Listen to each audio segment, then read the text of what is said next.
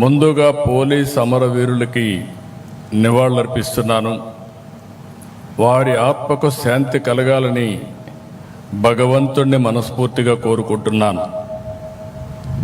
1959 October 21న Ladakh దగ్గర మన CRPF దళాలు చైనా సైనికులపై వీరోచితంగా పోరాడి 10 మంది అమరులయ్యారు.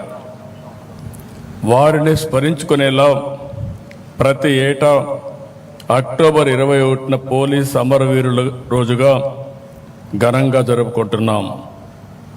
వారి త్యాగాలను, బలిదానాలను గుర్తు చేసుకుంటూ మనం అందరం కూడా స్ఫూర్తిని పొందుతున్నాం.